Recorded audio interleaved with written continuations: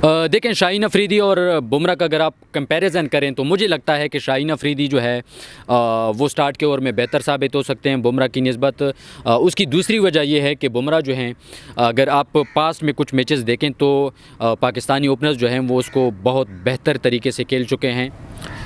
देखें, मतलब हम डायरेक्टली तो ये नहीं कह सकते कि पाकिस्तान जीतेगा या इंडिया जीतेगा, लेकिन हम एक एनालिसिस कर सकते हैं। वो इस तरीके से है कि अगर आप ओपनिंग बल्लेबाज हमारे भी देखें, उनकी भी देखें, तो मतलब कोई इतना ज़्यादा फ़र्क नहीं है। मिडल आर्डर में अगर आप देखेंगे तो एक नेगेटिव पॉइंट जो है वो आप दे सकते हैं पाकिस्तान को, वो ये है कि अगर हम इस बात में कामयाब हो गए कि मिडल आर्डर में हमारे बैट्समैन जो हैं वो अपना स्ट्राइक रेट जो है उसको बेहतर तरीके से चलाने में कामयाब हो गए, तो फिर दोनों टीमों की जो बैटिंग लाइन है वो एक हमपल्ला किस्म की हो जाएगी। दूसरी बात यह है कि लोअर मिडल आर्डर में मतलब उनका भी और हमारा कोई इतना ज़्यादा फ़र्क नहीं है। हमारी साइड पे नवाज़ जो है वो मतलब आपको दे सकता है 7-8 गेंदों में या 10 गेंदों में वो 25-30 रन जो है वो आपको दे सकता है।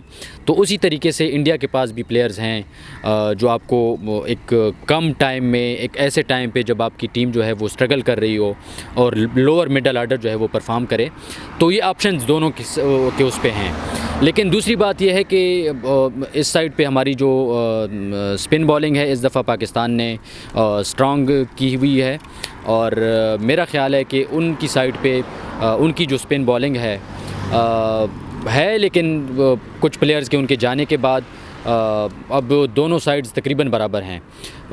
फ़ास्ट बॉलिंग में शाहीन अफरीदी हैं हमारे साथ, तो उनके पास बुमराह हैं। तो एट दी एंड उस डे पे मेरा ख़्याल है कि इस बात का पता चलेगा कि कौन उस दिन बेहतर तरीके से परफॉर्म करे। लेकिन यह है कि पाकिस्तान को थोड़ा सा एक बेहतर स्ट्रेटजी के साथ जाना होगा, और उनकी जो इंडियंस हमेशा से ये कोशिश करते हैं कि वो पावर प्ले को बेहतर तरीके से इस्तेमाल करें। अब ये पाकिस्तान पे है कि वो अपनी बॉलिंग को किस तरीके से इस्तेमाल करते हैं। विकेट कैसी होगी, क्या साजगार होगी? इन 6 विकेटों का तजर्बा जैसा रहा है, तो आपको क्या लगता है, ख़ासकर विकेट को देखते हुए क्या नज़र आए? देखें, एक चीज़ तो बड़ी वाज़ेह है, पाकिस्तान अपने 2 मैचेस जो है वो वहाँ पे खेल चुका है। और लेकिन एक फिर मैं नेगेटिव पॉइंट इसलिए कहूँगा कि इंडिया की ये हिस्ट्री है कि वो किसी भी अब पहला जो मैच था पाकिस्तान का उसमें उन्होंने एक शिकायत जो है वो लोगों ने की पाकिस्तान में कि एक ग्रीन पिच जो है उन्होंने पाकिस्तान को दी। लेकिन अब हमें नहीं अंदाज़ा कि किस किस्म की पिच जो है वो दी जाएगी। लेकिन अगर एक ऐसी पिच दी जाए जिस पे स्पिनर्स भी परफॉर्म कर सकें, वो बैटिंग के लिए भी साजगार हो और फास्ट बॉलर्स के लिए भी, जिस तरह नॉर्मली एक बैनुल अक़वामी टूर्नामेंट्स में होता है, वर्ल्ड कप्स में होता है, तो मेरा ख़्याल है कि ये नेक टू नेक मुकाबला जो है वो होगा। देखें, शाहीन अफरीदी और बुमराह का अगर आप कंपैरिजन करें तो मुझे लगता है कि शाहीन अफरीदी जो है वो स्टार्ट के ओवर में बेहतर साबित हो सकते हैं बुमराह की निस्बत। उसकी दूसरी वजह यह है कि बुमराह जो हैं, अगर आप पास्ट में कुछ मैचेस देखें तो पाकिस्तानी ओपनर्स जो हैं वो उसको बहुत बेहतर तरीके से खेल चुके हैं, और ठीक ठाक पाकिस्तानी ओपनर्स ने उनको मतलब छक्के जिस तरीके से एग्रेशन के साथ जो मारे हैं, उससे पहले बुमराह के साथ इस तरह का नहीं हुआ। हाँ, हम ये कह सकते हैं कि बुमराह जो है वो डेथ ओवर्स में आके वो बेहतर शाहीन अफरीदी से एक बेहतर ऑप्शन हो सकते हैं। लेकिन ये डिपेंड करेगा कि कौन किसकी पहली बैटिंग है, किसकी आखिरी बॉलिंग है। तो अगर चेज़ में पाकिस्तान गया, पाकिस्तान ने चेज़ करना हुआ, तो बुमराह जो है हो सकता है कि इंडिया की ये स्ट्रेटजी हो कि बुमराह को स्टार्ट में ओवर्स जो हैं वो थोड़े कम कराएं और बाद में उनके ओवर्स जो हैं वो बचाए जाएं। तो डेथ ओवर्स में फिर बुमराह जो है वो हमारे लिए मुश्किल खड़ी कर सकते हैं। लेकिन स्टार्ट ओवर्स में मुझे इस दफ़ा लग रहा है कि बुमराह कोई इतना मौसर जो है वो साबित नहीं होंगे शाहीन अफरीदी के मुकाबले में।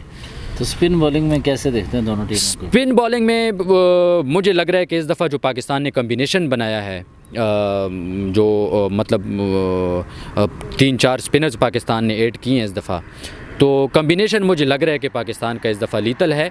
लेकिन अब देखना ये पड़ेगा कि पाकिस्तान इस दिन में किस किस स्पिनर्स को खिलाता है और किस कम्बिनेशन के साथ जाता है। लेकिन ओवरऑल जो पाकिस्तान ने स्पिनर्स को खिलाया है वो मेरा ख़्याल है कि इंडियन स्पिनर से अब बेहतर परफॉर्म करेंगे। मेरी ये राय है। माजी में जो इंडियन स्पिनर्स हैं बहुत हेवीली परफॉर्म करते रहे, लेकिन इस दफ़ा कम्बिनेशन पाकिस्तान का बड़ा लीतल है। देखें, आप सूर्य कुमार यादव का कंपैरिजन जो है वो बाबर आज़म के साथ नहीं कर सकते। गो के बाबर आज़म जो हैं वो इस वक्त अब आउट ऑफ फॉर्म हैं, लेकिन मैं कभी भी बाबर आज़म के साथ जो सूर्य कुमार यादव हैं उसका कंपैरिजन नहीं करूँगा। उसकी वजह यह है कि सूर्य कुमार यादव के हवाले से मेरे पहले दिन से ये राय है कि टेक्निकली वो कोई स्ट्रांग या एक आप जिसे क्लासिकल बैट्समैन कह सकते हैं वो नहीं है। गो के वो स्कोर करते रहते हैं, लेकिन जिस दिन अब बदकिस्मती से ये एक ऐसा फॉर्मेट है जिसमें आप टेक्निक को ज़्यादा नहीं देखते। कोई भी बैट्समैन आके आपको 5-10 गेंदों में 20-25 रन करके दे सकता है, लेकिन टेक्निकली अगर आप देखें, टेक्निक्स आप उसकी देखें तो बाबर आज़म के साथ उसका कोई कंपैरिजन नहीं है। आपको क्या लगता है कौन परफॉर्म करेगा, कौन सा बल्लेबाज? शहजादा फरहान हैं, इसके अलावा ओपनर पाकिस्तान के पास लेफ्ट हैंडेड यंग एनर्जेटिक जो हैं ओपनर हैं। इंडिया के पास भी यंग ब्लड आया है। कोहली और रोहित शर्मा का मुतबादल कोई इस तरह का नहीं है, लेकिन किस तरह रेट करेंगे? देखिए, साहिबजादा फरहान जो है वो बहुत ही पॉजिटिव साइन है पाकिस्तान के लिए। वो जिस तरह डोमेस्टिक में परफॉर्म करता आ रहा है, आपको याद है माजी में इस पे बात कर चुके हैं, लेकिन दोनों साइम अयूब जो हैं वो भी बहुत हेवीली परफॉर्म कर रहे हैं। एक डर की जो कैफियत होती थी पाकिस्तानी प्लेयर्स में वो अब तकरीबन ख़त्म हो चुकी है। तो मेरा ख्याल है कि उनके ओपनर्स जो हैं, अगर इसलिए कह रहा हूँ कि शाहीन अफरीदी को थोड़ा सा ज़िम्मेदारी के साथ बॉलिंग करनी होगी। उनके ओपनर्स जो है मेरा नहीं ख्याल कि वो इतना कुछ कर सकते हैं। वो परफॉर्म कर चुके हैं, लेकिन टेक्निकली मैं समझता हूं कि साहिबजादा फरहान उनसे बहुत बेहतर हैं।